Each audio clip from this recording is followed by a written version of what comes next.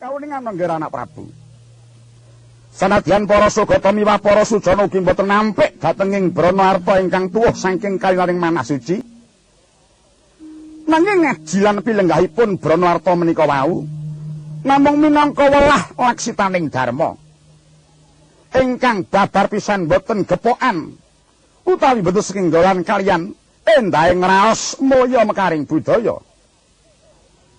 Awit saking menika nggih anak Prabu. Kula ingkang dumalah dhateng paduka ingkang seniwun inggih kedah angetrepi kaliyan tapak tilasing lelabetan paduka ingkang sampun tumenduk dhateng pun bapa. Liripun utaing panyungga-nyungga Branawarta ingkang sampun nglema dhateng raga ndamel hingaing badan wadak anggen kula ngaturi piwales minangka wae lelabetan paduka inggih namung dumugi dhateng lubering badan wadak utawi sirnaning salira kula ingkang sampun paduka lema kala wau. Kula dalah anak Prabu Duryudana. Paduka saged mirsa piyambak. Kados menapa tandang kula mangsa yudha anyana pateni dhateng prajuriting Kurawa. Paduka sinuwun sampun menggalih dhateng krija kula. Gambiraning manah kula saged ngadoni pupuh. Pancen boten wang-wang nyirnakaken dhateng prajurit Pandhawa ingkang tanpa petangan kathahipun. Nanging kawuningan nggih anak Prabu. Luhuring budi legawaning manah miwah utamaning lelabetan para Pandhawa. Tertamtu boten badhe saged kasoran yudha nadyan pemengsah menapa kemawon. Lah kula dereng saged mikut dhateng anak Prabu Puntadaya menika wau. Estanipun namung sabab saking panjagi kula dhumateng sedaya para prawira Ngastina ingkang sampun cancut taliwondo rerenceng dhateng pun bapa. Menawi boten kula paringi margi, boten kula paringi jalaran, mbok menawi para prawira kala wau badhe anggetuni dhumateng pamurba kula tumrap wonten ing palagan. Mila ingkang sang menika nggih anak Prabu, kula nyuwun kanthi sanget anak Prabu sampun ngantos ndawuh dhateng pun bapa dipun kinten kula menika tresna asih dhateng para Pandhawa. Sami kemawon tumrapipun Pandhawa kaliyan Kurawa. Saha kula pitados jera anak-anak kula pura menika nyata-nyata mestuti dhateng parentahing guru nindakaken dhateng piwucal kula. Kula kinten inggih badhe kasempatan ngrayuk dhateng prajuriting Pandhawa. Saha pun bapa saged mikut dhateng Puntadewa kala wau. Long-longing driya mangu mangun kung kanduan rimang lerlena tanpa kanen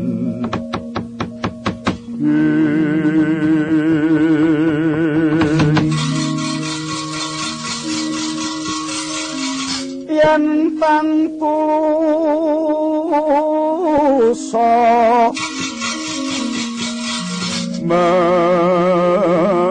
mangku santyah utama mangkono Sri Nalendra wusnya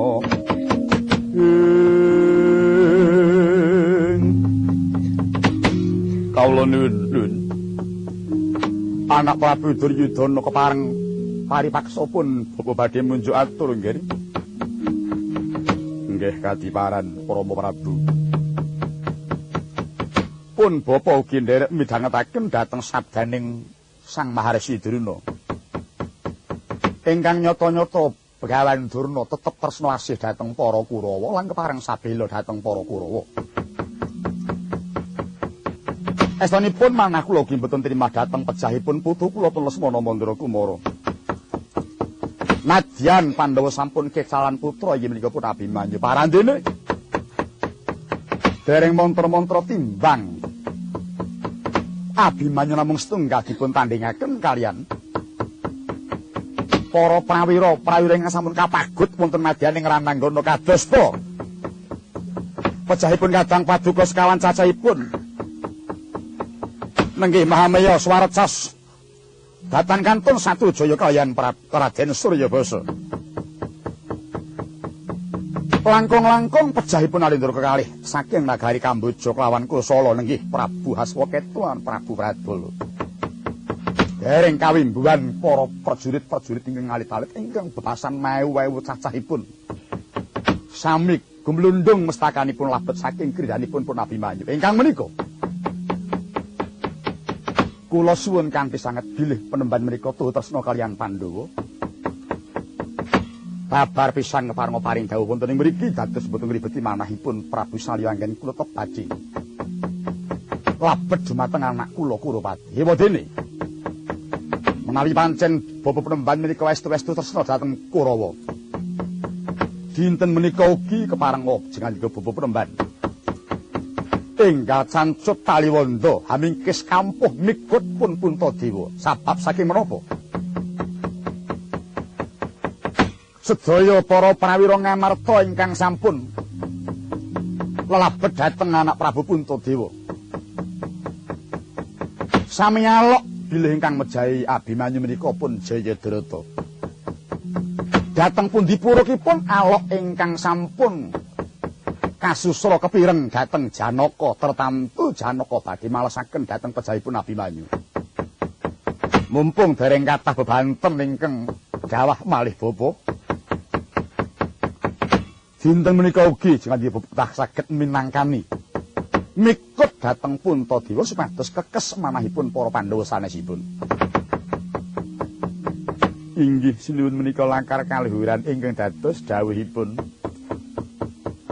sinuwuning Mandaraka dados kedah Kakang Penemban dinten menika ugi saged mikut dhateng Puntadewa. Awit menawi mboten mekaten kula kinten badhe saya kathah korban ingkang rebah wonten madyaning Rananggana. Bumi gonjang ganjing langit kelap-kelap katon. Berkintang-kintang maweh gandrung.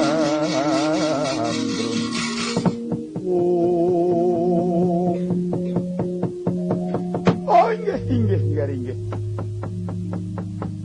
Mboten perlu datang anak Prabu Duryudana dawuh dhateng pun Bapa Sukalima. Lakar sampun dados kesagahanipun pun Bapa Sukalima. Mboten perlu dadak ngentosi dangu. Dinten menika ugi kula nyuwun pamit. Wigatos kula badhe nggelar baris malih wonten madyaning Rananggana. Ing pengajap pun Bapa setunggal saged mikut dhateng Puntadewa kula suwanaken anak Prabu Duryudana. Hanadalah rumaos bingah raos sing manah Bapa Penemban kepareng badhe bidal dinten menika ugi daya-daya mikut dhateng Puntadewa. Lajeng menapa Bapa gelaring baris ingkang dipun kersakaken Bapa Penemban? Maksud garis sinebat Cakra Biyuha malih nggih anak Prabu.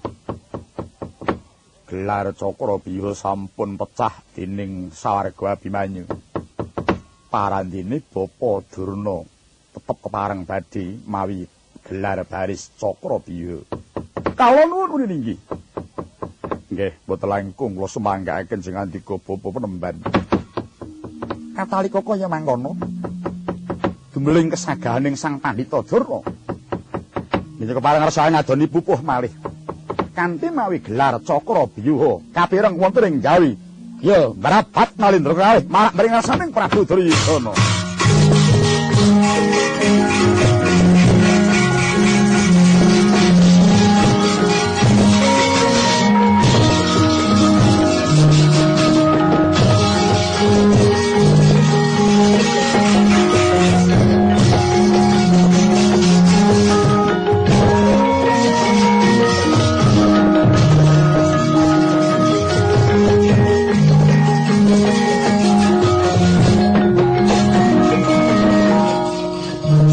Kang potumingga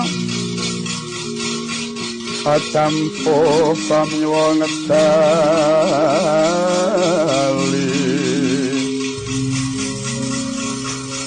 lara katet wileteng konco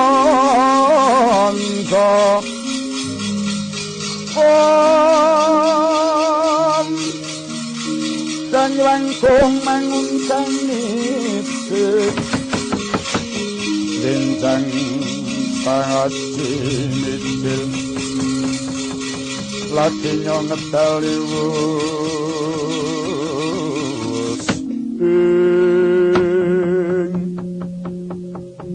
kawula nuwun Koko Prabu sadèrèng saha sasampunipun Dri Paduka nyuwun pangapunten paripaksa kula mbarabat panggen kula ngadhep Koko Prabu sumangka marang Rasa Paduka wiyosing sabda Bapa Guru Druna kula ginderek midhangetaken bilih ing mangke Bapa Penemban kepareng badhe hamangun gelaring baris cakra byuhan nempuk dhateng barisaning para Pandhawa awit saking menika Koko Prabu sanget penyuwun kula ri Paduka nalendreng pageralun Prabu Satyarata kaliyan kadang kula Yayi Satyawarman kepengin badhe jemurung dhateng jengkaring Bapa Guru lan badhe derek nyataken dhateng hadeging barisan Cakrabiha kawula nuwun inggih Koko Prabu kaluhuran aturipun Koko Prabu Satyarata keparenga ri jengandika kula pun Satyawarman badhe nderekaken Bapa Guru mangun yudha wonten maganing palagan Yayi Prabu Satyarata lan Yayi Satyawarman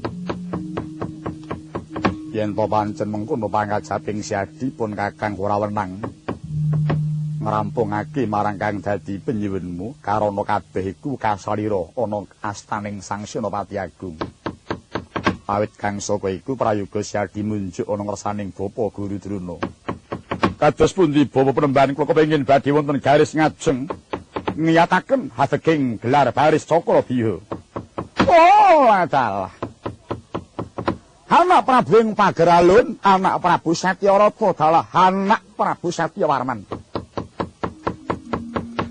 ngeturaken panuning tanpa pamit kepareng Paduka badhe sabiyantu dhateng pun Bapa lenggah wonten ing garis ngayun boten langkung kula tampi pamundhut Paduka anak Prabu Sarimbit dalah syukur mangayi bagyus gedhi jemurung Bapa Guru wah kados menapa bingah kula Bapa Penemban gandeng sampun kelilang kepareng kula nyuwun pamit Koko Prabu badhe medal jawi ngrumiyin gelar baris Yayi Prabu ora liwat duga-duga digawa ngati-ati aja kongsi keri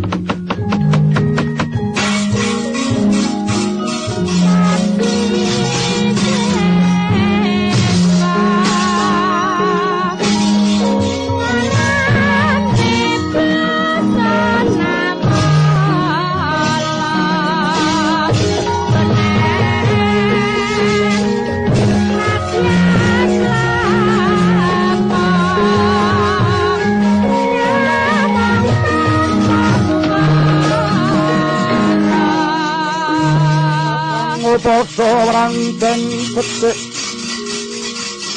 besok hamendemo baris kang prayitna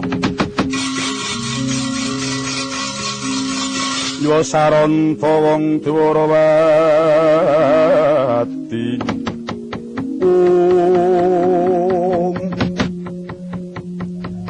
anak Prabu Duryudana gandeng sampun ngumiyini bidal anak Prabu ing Pageralun sinuwun Prabu Satyarata dalah sinuwun Prabu Satyawarman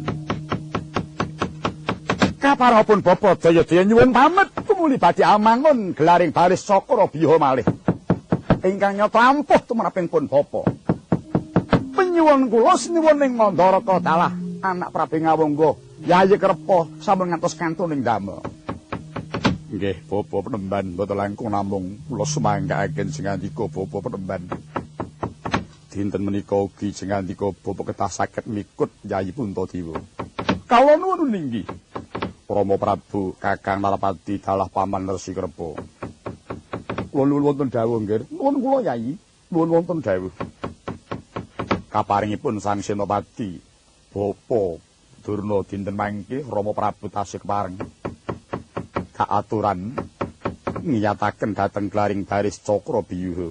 Wah iki mboten langkung ngestakaken dawuh. Nuwun inggih ngestakaken dawuh, nuwun inggih ngestakaken dawuh sinuwun. Ingkang menika sedayanipun kula sumanggaaken dhateng para punden menggah kasempataning lampah mikut dhateng Puntadewa.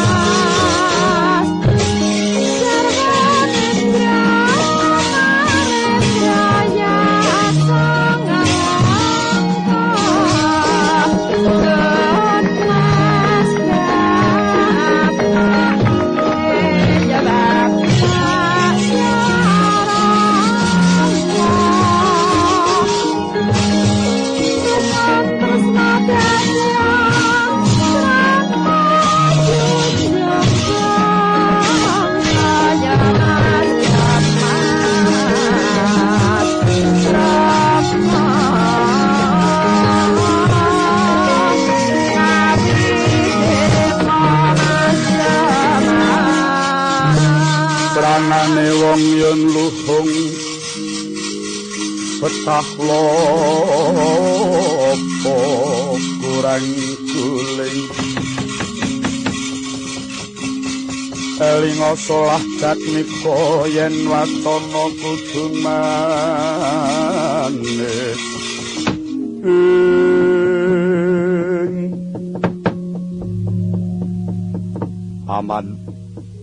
Paman Harya Sangguni kula nuwun-nuwun wonten timbalan ingkang dawuh rumangsa sepi panggalih ingsun sabab upamane besok Bratayuda iki menang banjur sapa kang ndak bang gumanti keprabon sewanci-wanci aku wis tuwa monggo anakku lanang siji Lesmana wis prating lena madyaning palagan mumpung Rama Prabu Mandaraka wis jengkar saka pelenggan paman ingsun mundur timbangan marang pekenira paman kepriye upamane si Dursasana ingsun wisuda dadi pangeran pati ngenteni kalenggahaning Lesmana kang sateruse besok Dursasana ingkang ingsun pasrahi ngrenggani praja Ngastina sewanci-wanci jeneng ingsun wis pikun. Anadalah. Saking pangeraos kula sampun terbile kepareng paduka ing mangke badhe. Misuda dhateng ngri paduka pun Dursasana pinangka dados pangeran pati. Karana boten kasanes labet menika tasih kadang paduka ingkang pamenggak. Yen to pancen pampan wis mrayogake mara timbalana Dursasana marak mring ngarsaning ingsun kapareng madal pasuwanan sinuwun.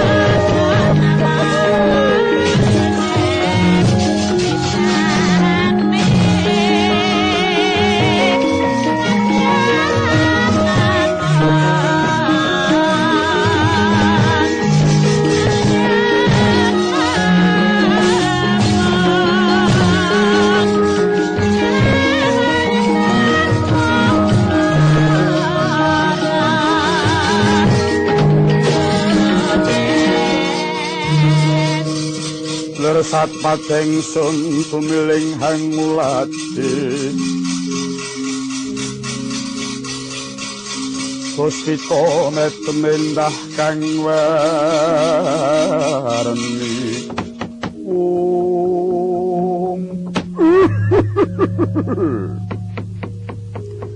Haulalak-lalun wonten timbalan ingkang dawuh Koko Prabu Amiji dhateng ngri paduka Dursasana lho. Adiku wong gagah, adiku wong perkasa. Dursasana marma siadi ingsun timbali mangayen. Aja kathak lamun siadi bakal ingsun jumenengake dadi senopati. Monggo menika ingkang kula cadhang siang Pantraratri Koko Prabu. Benjang menapa ri paduka kula enggal sinengkakaken minangka dados pengayemaning para prawira ingkang sabiyantu Koko Prabu. Yai, dina iki gelem ora gelem siadi kudu nampa marang pamunduting pun Kakang. Nggih. Kaya ngapa growahing penggalih ingsun labet saka sirnaning Atmajamu Lesmana. Nggih. Kula piyambak nderek ngraosaken Koko Prabu.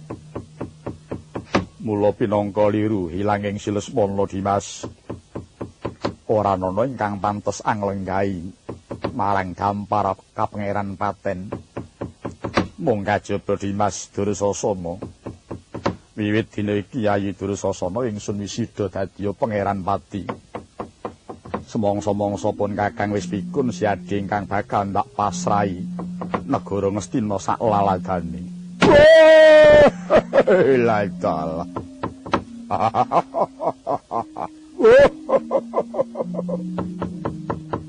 Ngaturaken sanget agenging panuwun ingkang tanpa upami semanten lumpunturing sih katresnan paduka dhateng Duryasana kula lan. Saking marming manah paduka Koko Prabu misuda dhateng kula kedah kula ngentosi palenggahan Pangeran Pati. Ih, Koko Prabu boten langkung namung dhateng sendika ngestokaken dawuh paduka Koko Prabu. Iya Duryasana. Sapa maneh yen ora kadang penenggak ingkang digala-gala besok bisa nggentani kepraboning sinuwun. Paman Pati. Yen to pancen Siadi wis kepareng, dina iki aja kesuwen manggon ana ing pasanggrahan Bulupitu. Lan wiwit dina iki Siadi ora kepareng jumedhul ana ing paperangan. Salajengipun Siadi tumuli bali marang Praja Ngastina jumujuk ana ing Kedaton. Ngadhep ana Yayi Ratu Banowati. Sing kepiye wae lan sapa wae ora kepareng marintahake marang Dimas Dursasana yen ora pun Kakang ingkang hamiji. Dawuhipun Koko Prabu Paduka kula kadhawan wangsul dhateng Praja Ngastina jumujuk Kedaton ngadhep Kang Mbok Banowati. Iya Dimas Dursasana. Nggih, boten langkung dhateng senika ngestokaken dawuh. Paman Pati sing kuli mugi keparenga paduka ndhawuhaken dhateng para kadang-kadang kula Kurawa. Sampun kadhakwa menawi kula menika ajrih getih jirih pecah. Wangsul kula dhateng Ngastina mestuti dawuhipun Koko Prabu Duryudana. Ingkang babar pisan kula mboten dipun keparengaken medal wonten ing Rananggana menawa malih kula simpeng wonten ing pesanggrahan Bulupitu kula nek. Iya Duryasana mengko aku kang bakal ndhawuhake lan para adhi-adhimu. Kemarin Koko Prabu nyuwun pamit daya-daya wangsul dhateng nagari Ngastina kula nek.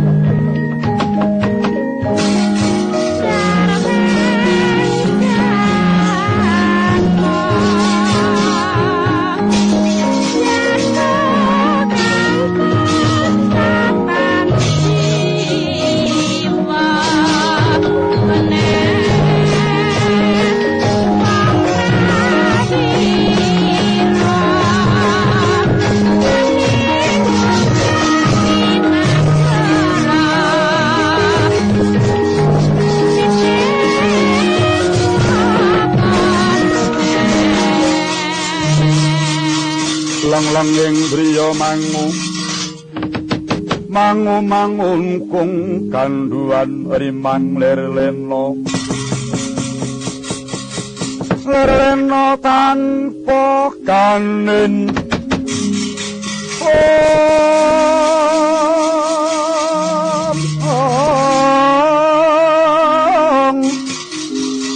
yen tan tuluso mengko sang Dyah Utama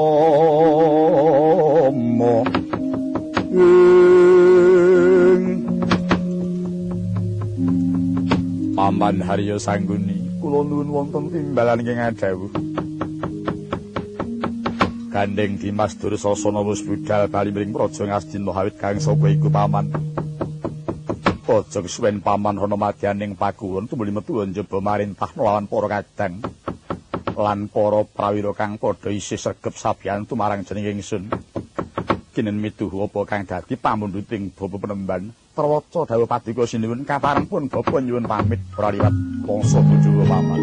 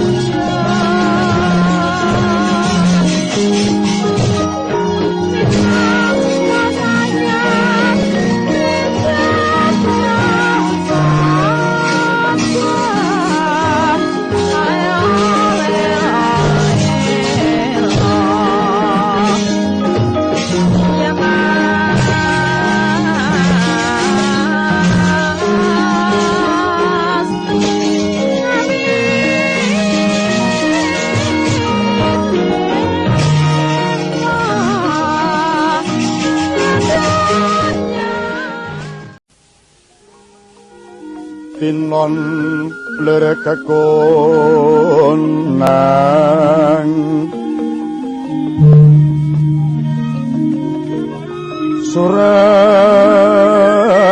suram sorotetan padang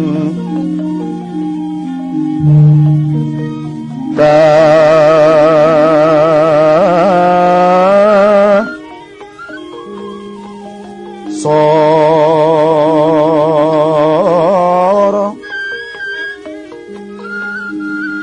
lan pajaring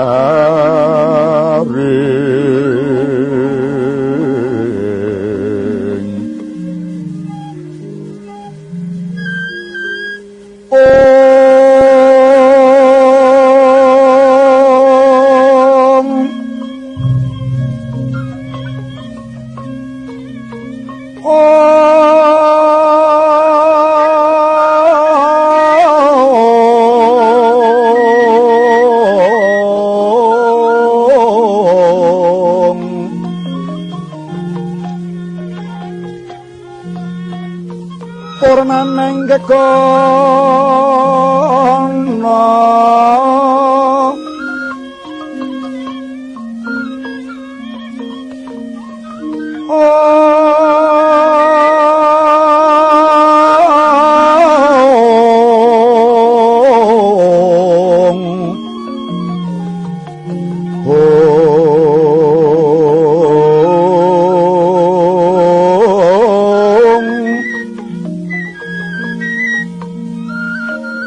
kasare mungsa katika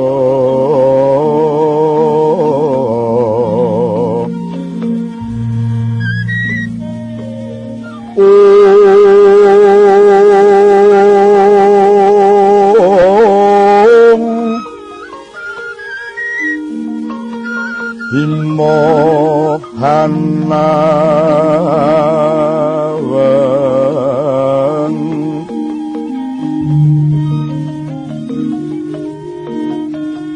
ing ujung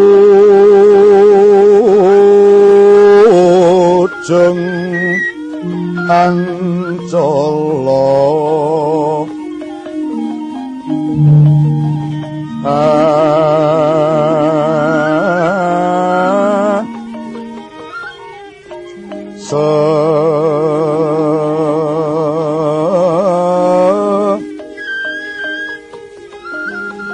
nen karya wikena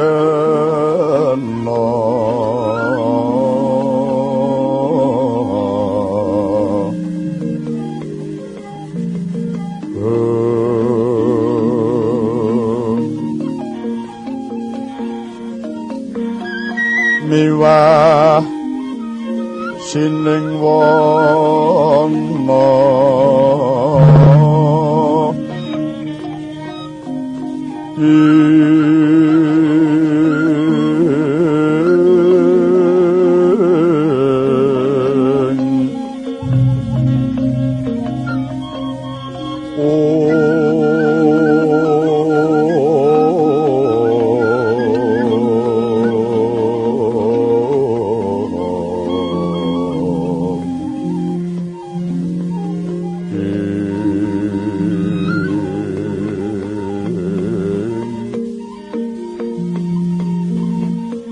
Wareksa gung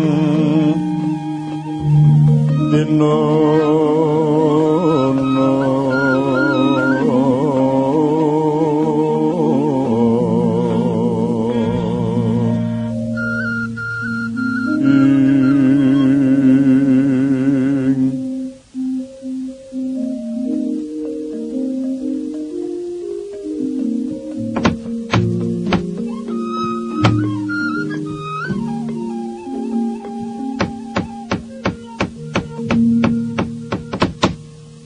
lahing kono to wau sampun lulus lampahing barisan saking pasanggrahan Bulu Pitu gelaring baris maksih cakra biyuha tetindhing baris sang senopati nenggih sang Maharsi Druna nalika samana Kumerap lampeng Purwadya Cilandra panyayah sulung harebut marga. Andali dirit Cilandra panyayah sela Brakiti. Sela haraning watu, Brakiti haraning semut, panyayah semut lumampah ana dhuwuring watu ndali diritan wonten kendhati. Maneka-neka mawarna-warna pengagemaning Purwadya Bala Cilandra panyayah puspita panjrah. Kathah gaman ingkang kasta mring madyaning palagan. Akarya giris ingkang samya miap lamun taningali dhateng gelaring baris ingkang den pandhegani dening Sang Maharsi Druna. Manggalaning prajurit nenggih Nalendra Werda saking nagari Mandaraka Sang Nata Prabu Salya ing kanan kiring katingal Nalendring pageralun Sang Nata Prabu Satyarata lan Prabu Satyawarman. Mubeng barisaning para manggala tepung gelang ngemba sanjata cakra. Yekti ing niku para Kurawa datan wonten ingkang samya jijir amung Sang Dursasana ingkang datan katingal wonten madyaning baris karana nuhoni dhateng dawuhipun ingkang Raka wangsul mring Praja Ngastina. Sinigek ingkang samya lumampah nengna genti kawuwusa. Ing mangke datan kadi ingkang wonten madyaning pasanggrahan nenggih Sang Senopati saking Hupalawiya Radyan Drista Jumena ingkang pinarak lenggah hangadepi dhateng ingkang Raka panenggak Pandhawa Sang Werkudara.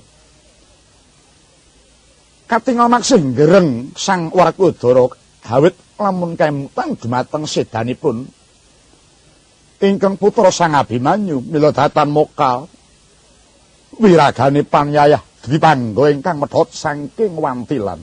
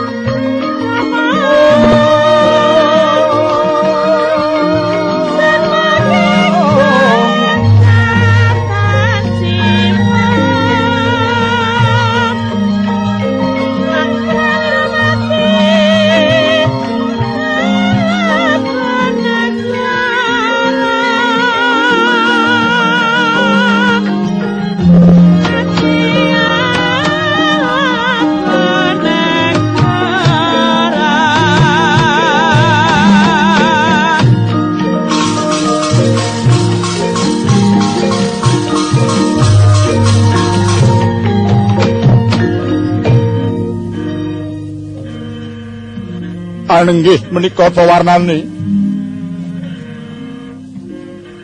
Sinebat Pakuwon Randu Gumbala.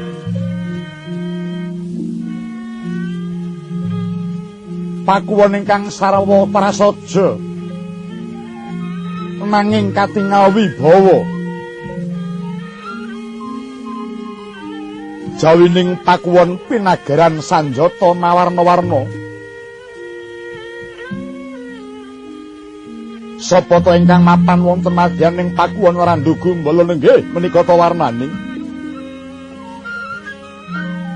Panenggaing Pandhawa Dyan Werkodara ingkang katingal jumeneng angergemeng kaya lintang Bima Sakti kang anuwak tutuking naga. Tan pisah kelawan gegamane nggih Gada Lambita Mukaya Gada Turujak Pulu. Ingkang hambung tansah sumendhe ana ing pamidanganing Dyan Werkodara.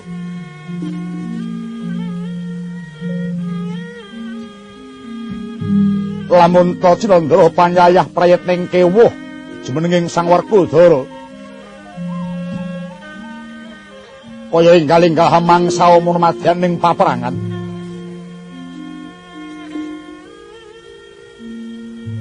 Nalika mangke Sang Bimasena kahadep lawan Sang Senopati saking Bupalawiya, Atmajendring Pancala putra nata Prabu Drupada lenggih Raden Dristajumena. Hamung tansah nyabaraken dhateng panggalihipun ingkang Raka Dyan Werkodara Sang Dristajumena hawit mestuti dhateng timbalanipun ingkang Raka nggih Sang Pujangganing Pandhawa Prabu Sri Bathara Kresna.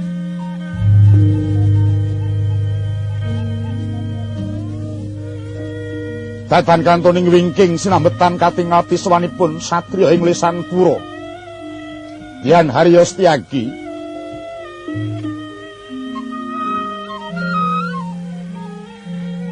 Ing wingking gumelar Sang Hyaya Para Wadyabala sangkep marang gegamane. Sulaing para wadyamung sumajan marang pangandikaning Sang Senopati. Parandene Sang Dristajumena dereng kawiyos kang dadya pangandikan lawan para prawiraning praja. Mila hanggung nganyaketi dhateng Kang Raka Sang Bima ing pangajap amung ngarsa paringan kadiparan prayogining lampah.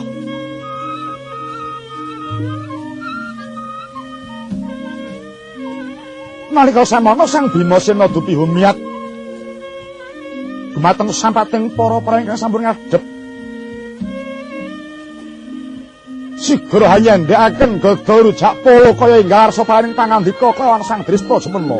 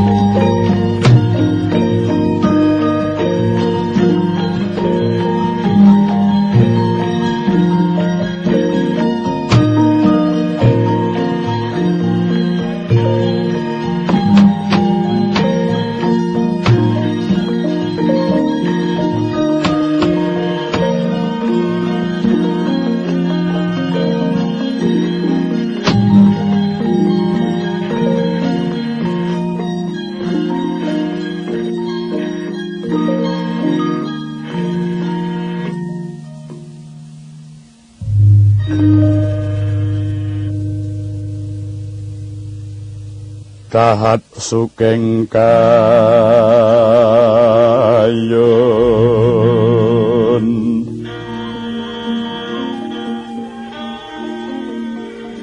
kayung yun nyuwat sang nata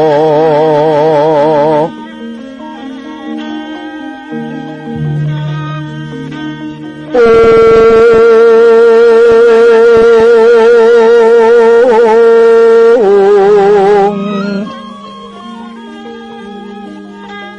jinurung yuwang suksma karya has caryeng sabumi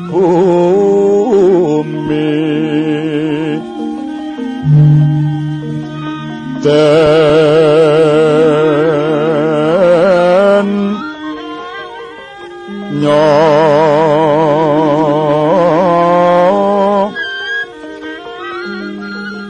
papanggihan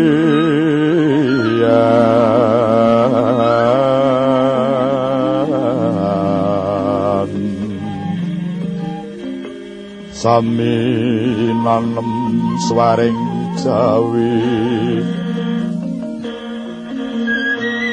hasmoreng piastadya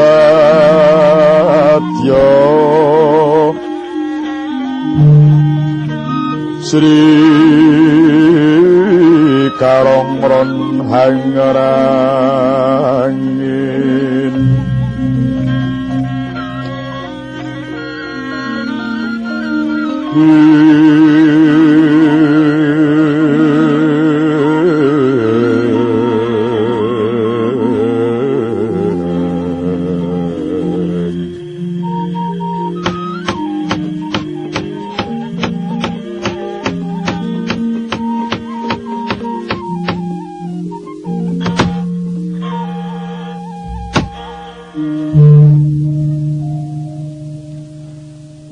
nuwun amit pasang Kalimantabi sinabeda nyiloduni kalepato ing Tulasarik.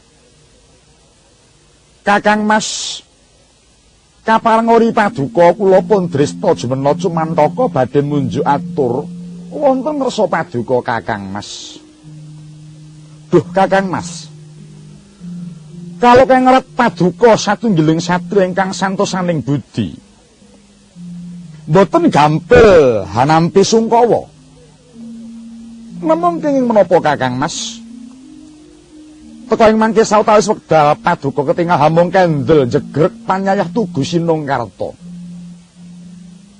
Kula ngertos Kakang Mas. Legeging penggalih paduka Kakang Mas muhung mrihatosaken dhateng guguripun anak kula pun Abimanyu. Namung Kakang Mas, menawi ngantos kelajeng-lajeng anggen paduka ke Taman Sungkawa. Menapa paduka Kakang Mas boten ngeman dhateng katahing sedaya para prawira ingkang sampun tumut ngaturaken bebanten mrih ungguling para kadang kula Pandhu putra. Kakang Mas, daya paduka nyata ageng tumrap para prawiraning praja. Nadyan delekipun Senopati menika wonten dresta jumena nanging sepinten pamenggah perbawanipun ingkang rayipun dresta jumena. Tetela maksi ageng dayanipun Kakang Mas tumrap dhateng para prawiraning praja. Mila saking menika Kakang Mas, kula suwun kanthi sanget mugi kabeh rata duh kitaning penggalih. Nadyan ingkang kanthi awrat anggen kula munjuk kados mekaten. Ewa semanten paripaksa kula wantunaken karana namung emuti dumateng sedaya para prawira ingkang namung tansah nyengadang ingkang dados dawuh pangandikanipun Kakang Mas Werkudara. Inggih. Sakedhik iri paduka ugi nderek urun atur Kakang Mas. Nadyan kula ugi sampun saged ngraosaken dhateng penggalihipun Kakang Mas kados menapa gempaling penggalih paduka. Karana wiwit timur mila sawargi anak kula Abimanyu inggih dipun glawentah dhateng paduka Kakang Mas. Namung kemawon Kakang Mas, menawi Kakang Mas saged milenggahaken dhateng jejaring satri ingkang utami, kula kinten Kakang Mas saged anglimbang dhateng guguripun anak kula Abimanyu. Putra kula Angkawijaya menika gugur tetela dados kusumaning bangsa karana saged amecah barisaning mengsah ingkang tetela angel utawi boten gampil budidayanipun kangge srana mecah gelaring baris cakra biya. Dados pamanggihipun ingkang raying swala bumi, guguripun anak kula Abimanyu menika kurup kaliyan lelabetanipun, lelabet ugi sampun kathah para hanung-hanung Ngastina ingkang sampun kaprajaya dening sawargi anak kula Abimanyu. Langkung-langkung Atma Jendra Ngastina pun Lesmana Mandura Kumara ingkang sampun pejah awit saking kridanipun anak kula pun Abimanyu. Menika menapa boten damel pemarem paduka Kakang Mas Werkudara. Mila Kakang Mas pengeman kula dhateng para prawiraning praja. Menawi ngantos Kakang Mas kedangun anggenipun ketaman kanin, mbok menawi para prawira ingkang badhe sabiyantu kekes manahipun ingkang salajengipun boten moka menawi badhe bibar saking karsanipun piyambak-piyambak. Long-longing driya mangu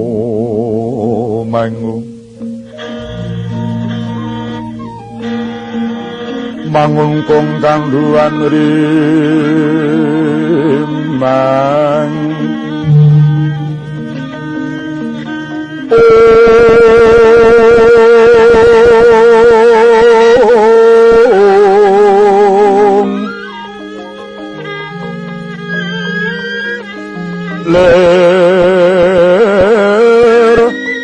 lena tanpa ganen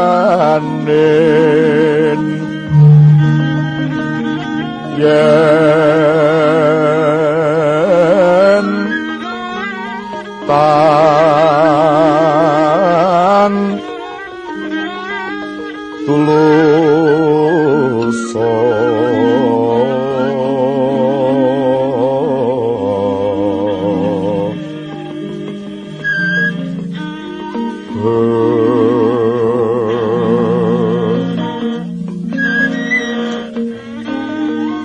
mengku sang dyah utama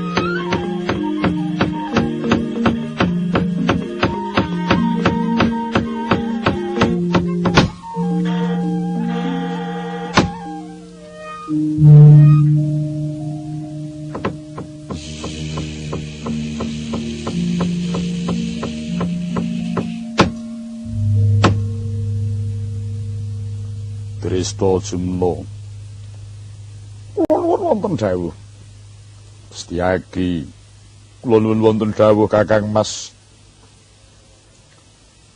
bareng aku nampa kang dadi aturmu bocah sakloron kaya sithik bisa miyak marang mendung ingkang nglimputi rasaning atiku pancen teka bener susahe atiku ya mung sabab konsatan kelawan Abimanyu kang wiwit cilik mula tak leliding pangresahe atiku ing atasiku bocah durung umur lagi 16 taun umure si Abimanyu kene yo semono kang dadi kewanene kang tanpa nganggo ditata sing kanthi permati lan dipetung sing kanthi genep aja to sing Abimanyu bisa mecah barisaning bapa Duruna sedeng aku wae mbok menawa ora bakal kasemadan mecah glaring baris Cakrawiyuha saya malih Kakang Mas ing ngatasipun anak kula Abimanyu menika nembe yuswa 16 taun parandene sampun saged mecah barisaning sang Pandhita Duruna menika menapa mboten ateges njunjung dhateng asmaning para kadang-kadang kula Pandhawa ingkang nyata-nyata panggulawentahipun dipun temenaken duk nalikanipun anak kula Abimanyu maksih gesang boten kendhat para kadang kula anggenipun tasah budidaya dumateng kaprawiranipun sawarga anak kula pun Abimanyu. Dresta jemeno hiya. Nanging saya kodheng rasaning atiku. Bareng Abimanyu Siti Sundari manjing patunon. Janaka bablas lunga tanpa pamit. Monggo nyatane Abimanyu anak ingkang tansah jinaket karo Jlamprung. Iya yen lungane Jlamprung mung kodheng ngleng. Nek nganti Jlamprung wis nekat banjur nganyut tuwuh sapa sing kelangan. Yen to nganti Jlamprung mati, Pandhawa bakal netepi prastiane Hantiga sak petarangan. Inggih. Kuwatos menika nggih mawon. Kakang Mas mutuwatosaken dhateng lekasipun Kakang Mas Arjuna ingkang jengkar tanpa pamit. Nginten menawi Kakang Mas badhe sabila pejah kaliyan anak kula pun Abimanyu. Pemanggih kula kok malah mboten ngaten Kakang Mas. Kula kinten namung saking sesaing manah Kakang Mas Janaka ingkang boten saged angempet. Mila lajeng jengkar tanpa pamit. Mbok menawi kemawon Kakang Mas Janaka nembih ngupahi pajar mrih lejaring manahipun piyambak.